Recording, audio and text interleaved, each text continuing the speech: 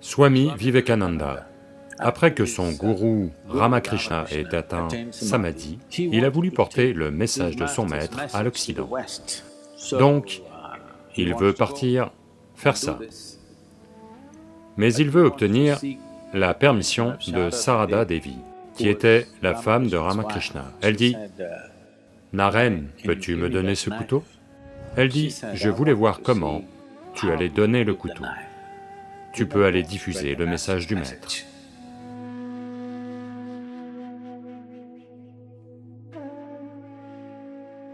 Être spirituel a toujours été aussi compris comme être doux. Et malheureusement, être doux a toujours été mal compris et mal interprété comme être mou ou être faible.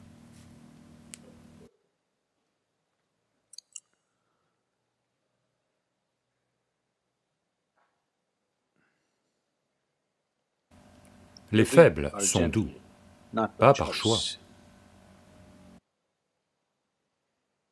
Comme ils sont incapables de fortement marquer, ils sont doux.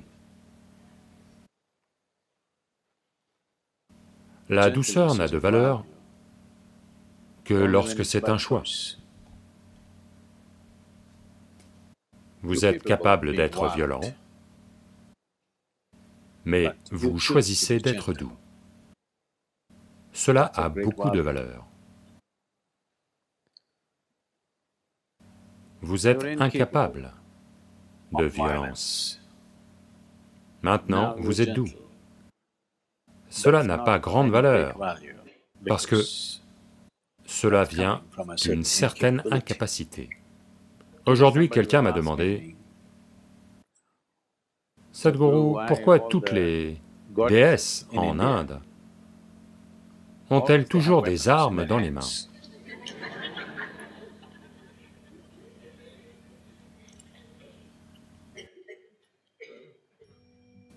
Pourquoi notre Bhairavi, bien qu'elle ait des yeux,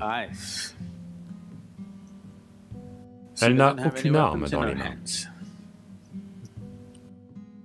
10 mains et pas d'armes.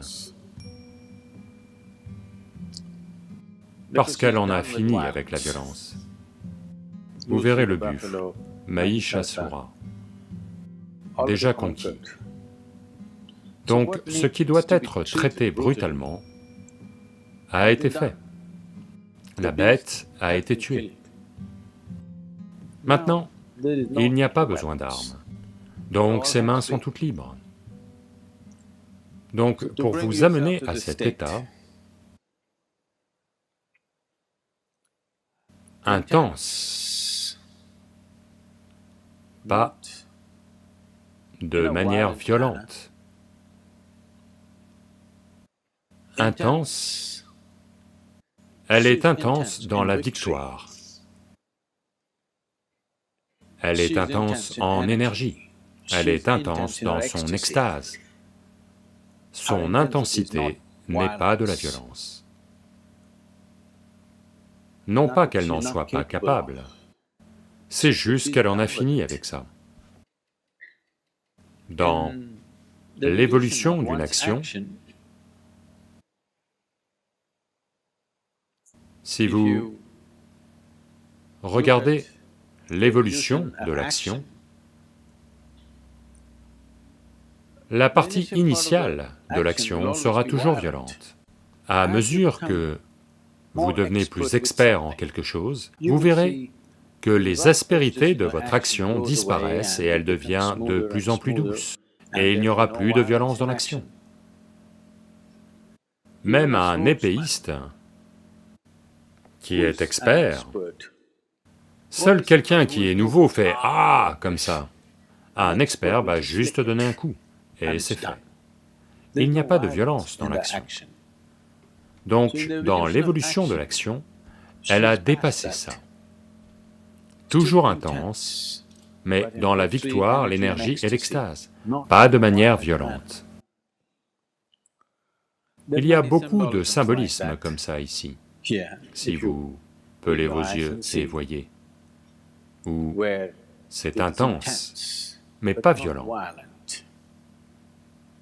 La violence a-t-elle quelque chose de mal?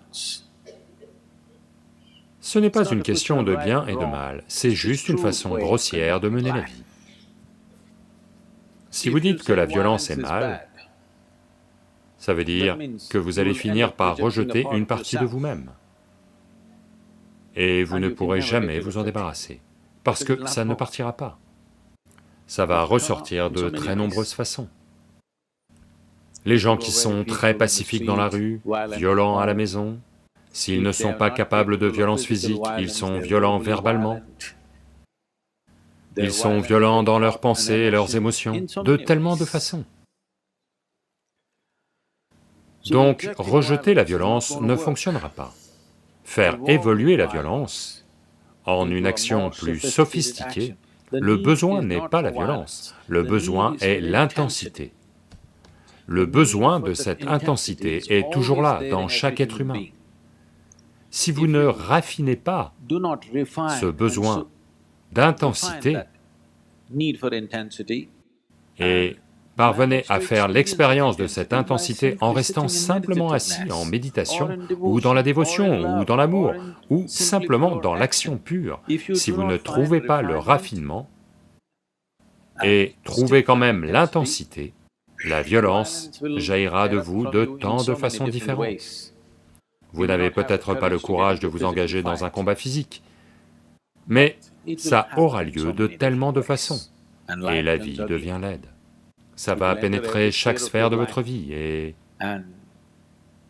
Selon votre façon de prendre les choses et de garder les choses, vous saurez si vous êtes doux ou violent, vous savez. Il y a un très bel incident qui a eu lieu. J'ai dû vous le raconter un certain nombre de fois. Swami Vivekananda. Vous avez tous entendu parler de Swami Vivekananda? Après que son gourou Ramakrishna ait atteint Samadhi, il a voulu porter le message de son maître à l'Occident. Donc, il veut partir, faire ça. Mais il veut obtenir la permission de Sarada Devi, qui était la femme de Ramakrishna. Il va la voir et elle est en train de cuisiner dans la cuisine. Quand il arrive et lui dit ça, elle est concentrée sur ce qu'elle fait, sans lever les yeux, elle l'écoute. Il dit, je veux aller dans le monde occidental et répandre le message de mon maître. Puis-je y aller? Alors, sans lever les yeux de ce qu'elle fait, elle dit, Naren, peux-tu me donner ce couteau? Donc il prend le couteau et le lui donne. C'est un certain type de personne, donc il le donne d'une certaine façon. Pas comme ça, il le donne d'une certaine façon. Elle prend le couteau et le pose et dit, tu peux y aller. Alors il remarque cela et dit, pourquoi avez-vous demandé le couteau? Vous n'avez pas de légumes à couper, tout est déjà dans la casserole. Déjà dans la casserole, à bouillir. Pourquoi avez-vous demandé le couteau? Il n'y avait pas besoin de couteau, pourquoi l'avez-vous demandé? Elle dit, je voulais voir comment tu allais donner le couteau. Tu peux aller diffuser le message du maître. Donc c'est là qu'est la douceur. Pas parce que quelqu'un regarde, pas parce que vous êtes sous surveillance, juste la façon dont vous bougez, comment vous marchez sur la planète, comment vous respirez, comment vous vous asseyez, comment vous vous tenez, comment vous regardez les autres. C'est là que vous devez raffiner votre action. Maintenant, je ne vous parle pas de pleine conscience, non, être conscient de tout, non. Je parle de raffiner votre action physique, votre action verbale. Avec ça, lentement, vos actions mentales et vos actions émotionnelles peuvent aussi être raffinées. Simplement, bougez vos mains et vos jambes de façon plus douce.